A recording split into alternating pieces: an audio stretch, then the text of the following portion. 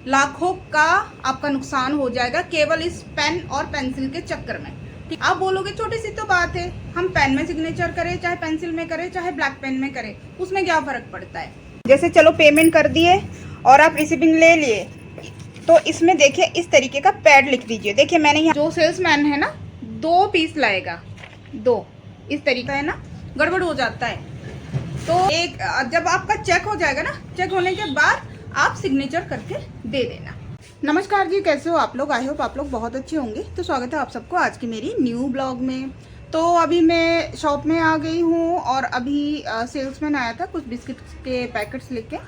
तो चलिए देख लेते हैं क्या क्या आया है अभी। तो देखिए 2 बिस्किट्स पैकेट्स अभी आए हैं हमारे पास, 2 बिस्किट्स के बॉक्स। तो उसमें अलग अलग वैरायटीज़ के बिस्किट्स हैं। तो अभी इसको मैं चेक करवाई तो इधर उधर बिखरा पड़ा हुआ है अभी। तो सेल्समैन से ये मैं चेक करवाती हूँ। तो ये हमेशा आप ध्यान रखना, तो जब आप ऑर्डर लेते हैं सेल्समैन से ना, जब वो आपको सामान देके जाता है तो हमेशा सबसे पहले आपको चेक करवाना है कितना पीस है, क्वांटिटी कितना बॉक्स, ये सारा कुछ। और इस तरीके का एक स्लिप वो देता है रिसीविंग, ठीक है। तो ये हमेशा आप ध्यान रखना कि ये हमेशा जो सेल्समैन है ना 2 पीस लाएगा, 2 इस तरीके का 2 पेपर वो आपको देगा। ध्यान से रखिए, नहीं तो क्या होता है ना, गड़बड़ हो जाता है। तो ये 2 कॉपी रहेगा, एक में हम सिग्नेचर करके उनको दे देंगे कि हाँ हमने प्रोडक्ट रिसीव कर दिया। सिग्नेचर करने से पहले आप क्या करना, सामान को अच्छे से चेक कर लेना, जैसे कि क्वांटिटी कितना है और कितना बॉक्स है ना, 5 रुपए का कितना पैकेट्स है, 10 रुपए का कितना पैकेट्स है, उस पैकेट्स में कितने पीस है वो दिखा दिया कि हाँ चलो 2 पैकेट है, लेकिन 2 पैकेट के अंदर कितना पीस है वो भी आपको अच्छे से चेक करना है, ठीक है। तो फिर जब आपका चेक हो जाएगा ना, चेक होने के बाद आप सिग्नेचर करके दे देना, ठीक है। तो एक कॉपी जिसमें सिग्नेचर नहीं है वो आपके पास रहेगा। ध्यान रखना है कि जिसमें सिग्नेचर नहीं है वो आपके पास रहेगा, और जो सिग्नेचर वाला पीस सेल्समैन लेके जाएगा। तो एक पर्सन डिलीवर करेगा सामान और दूसरा आएगा पेमेंट लेने, वो अलग पर्सन आएगा।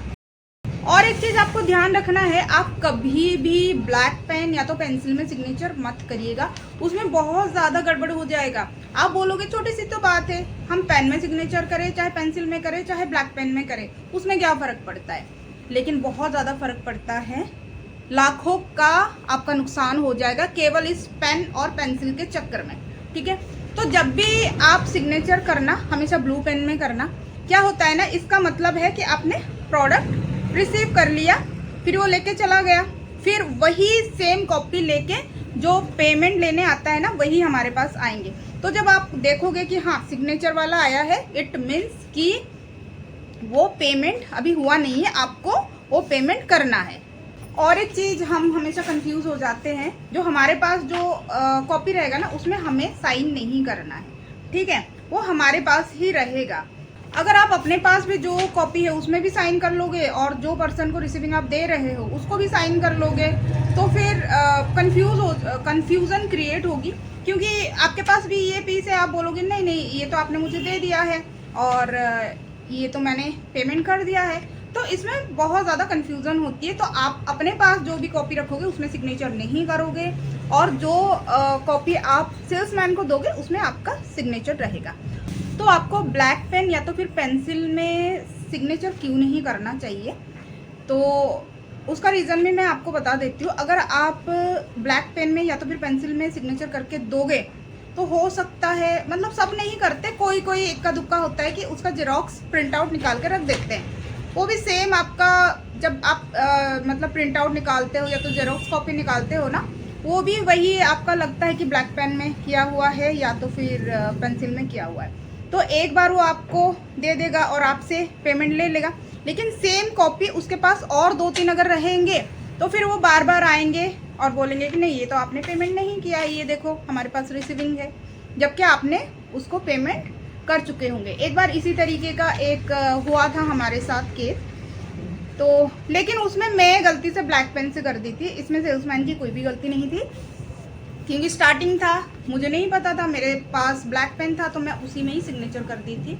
तो जब वो रिसीविंग लेके सेल्समैन आया हमारे पास, तो बिल्कुल लग रहा था कि जेरोक्स कॉपी है। तो हम कंफ्यूज हो गए कि इसको हमने पेमेंट किया है या नहीं किया है, और मे बी ये कोई जेरोक्स वाला प्रिंट आउट है। लेकिन बहुत सारे फिर हम कॉल किए उनके जो सीनियर लेवल में हैं, क्योंकि पता तो होना चाहिए ना, क्योंकि फिर हम नहीं तो अदरवाइज डबल पेमेंट हो जाएगी। तो लेकिन वो मेरी मिस्टेक थी, क्योंकि जो कैमरा भी होना बहुत ज़्यादा ज़रूरी है। कैमरा में फिर हमने चेक किया कि नहीं, मैंने ब्लैक पेन में ही किया हुआ है। तो स्टोर में हमेशा कैमरा भी होना चाहिए, ये बहुत ज़्यादा ज़रूरी चीज़ है। तो इसीलिए आपको हमेशा ब्लू पेन ही सिग्नेचर करके देना है सेल्समैन को। और एक चीज़ है, जब आप रिसीविंग ले लेते हो, जैसे चलो पेमेंट कर दिए और आप रिसीविंग ले लिए, तो इसमें देखिए इस तरीके का पैड लिख दीजिए। देखिए मैंने यहाँ पे साइन करके लिखा है, मेरा नाम है कविता सिंह, तो मैंने यहाँ पे साइन करके दे दिया था। फिर वापस वो लेके आए पेमेंट के लिए, तो ये पेमेंट हो गया, तो इसीलिए मैंने यहाँ पे देखिए पैड लिख दिया है। इस तरीके का कर सकते हो, अदरवाइज आप थोड़ा सा फाड़ सकते हो।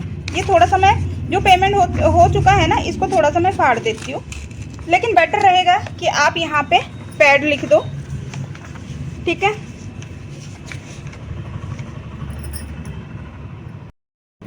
अगर आप पैड लिख दोगे, इसका मतलब ये है कि आपने इसका पेमेंट आप कर चुके हो। और देखो, जो चीज़ आपका हो गया, पेमेंट हो गया है, तो इसको आपको फेंकना नहीं है, डस्टबिन में नहीं डालना है। आपको कम से कम ये चीज़ 2-3 महीने तक अपना प्रॉपर संभाल के रखना है। डॉक्यूमेंटेशन के लिए एक फाइल आपके पास प्रॉपर होना चाहिए कि ये सारा पेमेंट हो गया है और इसका पेमेंट अभी हुआ नहीं है, क्योंकि ये तो अभी लेके गया है। कुछ दिन 2-4 दिन बाद ही जो सेल्समैन लेके आएगा ये, और उसके बाद पेमेंट होगा। तो इनका ना अलग सा फाइल आपको बना के रखना है, प्रॉपर डॉक्यूमेंटेशन होना चाहिए, प्रॉपर सारा कुछ मेंटेन करके आपको रखना है, तभी जाके आप एक सक्सेसफुल जो शॉप है उसको रन कर सकते हो। डॉक्यूमेंटेशन के बारे में तो आपको पता लग गया अच्छे से। तो देखो, उसके बाद भी काम है, जो प्रोडक्ट हमारे पास आया है, जो सामान आया है, उसको प्रॉपर एंट्री करना है सिस्टम में। देखो बहुत सारे सामान हैं, जैसे कि ये बिस्किट से, ये ऐसे नहीं कि पहली बार आया है और आएगा ही नहीं, ये दोबारा दोबारा आता रहता है। देखिए ये जैसे हमारे पास अभी आया, और ये ऑलरेडी हमारे पास यहाँ पे रखा हुआ है। तो इसको क्या करना है कि अगेन एंड अगेन इसको हमें नहीं करना है, अगेन एंड अगेन एंट्री नहीं करना है। बस आपको ध्यान रखना है कि बार कोड इनका चेक करना है। हम जब भी एंट्री करते हैं ना, चाहे पुराना सामान हो चाहे न्यू सामान हो, हमें बार कोड हमेशा चेक करना है। सपोज ये देखिए मैरीगोल्ड का बिस्किट है, ये तो ऑलरेडी एंट्री हुआ पड़ा है, लेकिन हमारे पास न्यू माल आया, हो सकता है कंपनी ने इसका बार कोड चेंज कर दिया हो।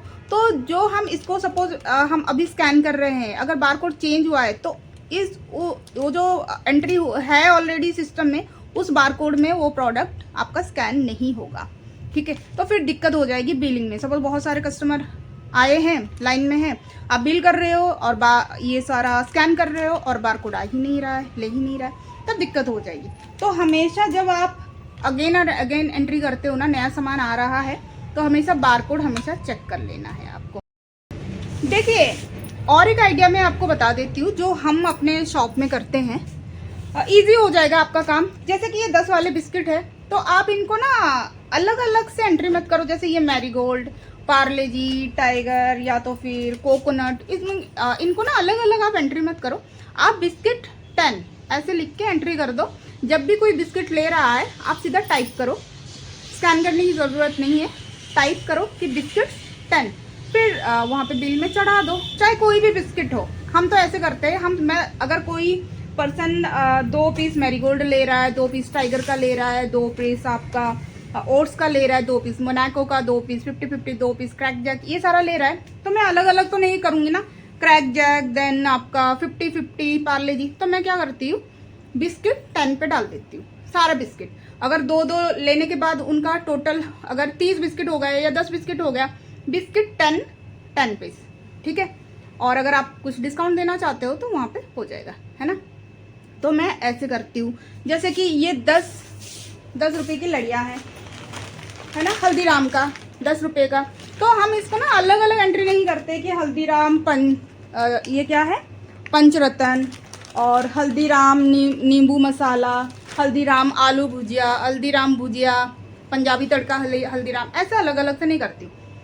जो 10 वाला होता है ना, हम कैसे एंट्री करते हैं, HR शॉर्ट में, है ना, HR 10। अगर कोई ये 2-3 पीस लेता है, सीधा टाइप करो HR 10, है ना। अलग अलग से करने की जरूरत नहीं, आपका टाइम बचेगा, काम भी इजी होएगा। क्योंकि मार्केट में तो बहुत ज़्यादा न्यू प्रोडक्ट आते हैं। 10 वाले को एक कैटेगरी में रख दो। अभी आया जैसे लेस, ये देखिए लेस 10 का अगर होगा तो उनको लेस 10 में डाल दो। अब देखो यहाँ पे लेस 20 वाले सारे यहाँ पे हैं, तो इनको अलग अलग मैं फ्लेवर में नहीं डालती हूँ कि इंडियन मैजिक मसाला, कुरकुरे, ये सारा लेस 20 में ही एंट्री है सिस्टम में। तो आप लेस 20 टाइप करो। अगर ये 10 पीस कोई ले रहा है अलग अलग फ्लेवर का, तो कोई बात नहीं, अलग अलग फ्लेवर डालने की ज़रूरत नहीं, लेस 20 आप टाइप कर दो, वो आ जाएगा। ठीक है, सबको एक ही कैटेगरी में डाल दो। जैसे HR हल्दीराम का 20 रेंज वाला, तो इनको एक ही कैटेगरी में डाल दो। 20 वाला चाहे कोई कुछ भी ले, चाहे खट्टा मीठा ले, आलू भुजिया कुछ भी लो, उनको HR 20 में डाल दो। ठीक है, और ये वाला जैसे 5 वाले हैं, ये सारे 5 के रेंज में हैं, तो इनको आप चिप्स 5 में डाल दो या लेज 5 में डाल दो, है ना। लेकिन ये वाला जो आपका 200 ग्राम के जो हल्दीराम के हैं ना, इनको आपको सिंगल करना पड़ेगा, क्योंकि इनका सबका प्राइस अलग है। जैसे ये फटाफट बेल है, इसका प्राइस अलग है, भुजिया का प्राइस अलग है, और आलू भुजिया का प्राइस अलग है, हींग चना का प्राइस, मूंग दाल, सबका प्राइस अलग है। तो इनको तो आपको सिंगल एंट्री करना पड़ेगा। आई होप ये आपको समझ आ गया होगा। देखिए ये सारा चीज़ हमें भी पहले नहीं पता था, ये हमारी जो पर्सनल एक्सपीरियंस से मैं आपको बताती हूँ, हम कैसे शॉप में ये मेंटेन करते हैं। मतलब कम टाइम पे इजीली हमारा बहुत सारा काम हो जाता है। तो हमेशा जो चीज़ मैं आप लोगों को बताई उसको आप ध्यान रखो। अगर आप शॉप खोलने का सोच रहे हो या तो आप खोल चुके हो, तो आप इस तरीके से मेंटेन करना। मतलब ये हम ऐसे करते हैं, और बाकी शॉप वाले कैसे करते हैं मुझे नहीं पता, बट मैं ऐसे करती हूँ। अगर आपके पास भी कोई टिप्स होगा कि हाँ ठीक है ऐसे करने से और अच्छा हो सकता है, डेफिनेटली आप कमेंट करके मुझे बताइएगा।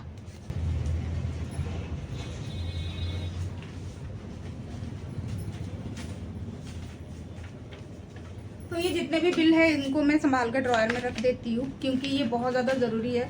अगर इसको आप प्रॉपर मेंटेन नहीं करोगे, अच्छे से संभाल के नहीं रखोगे, अच्छे से चेक नहीं करोगे, तो आपके शॉप में लाखों करोड़ों का नुकसान हो सकता है। तो जो मैं डेली भी वीडियो में बताती हूँ वो मैं अपना पर्सनल एक्सपीरियंस ही बताती हूँ, क्योंकि जो इतने दिन मैं अपने शॉप में सीखी हूँ, जो चीज़ रेगुलर बेसिस पे हो रहा है, वही चीज़ मैं सरल भाषा में यहाँ पे आप लोगों को बताती हूँ। तो आई होप आपको आज का वीडियो पसंद आया होगा। तो वीडियो को ज़रूर लाइक कर दीजिएगा, और चैनल पे नए हैं तो सब्सक्राइब ज़रूर करिएगा। तो मिलते हैं नेक्स्ट ब्लॉग में, तब तक के लिए अपना ध्यान रखिए, स्वस्थ रहिए, मस्त रहिए, नमस्ते।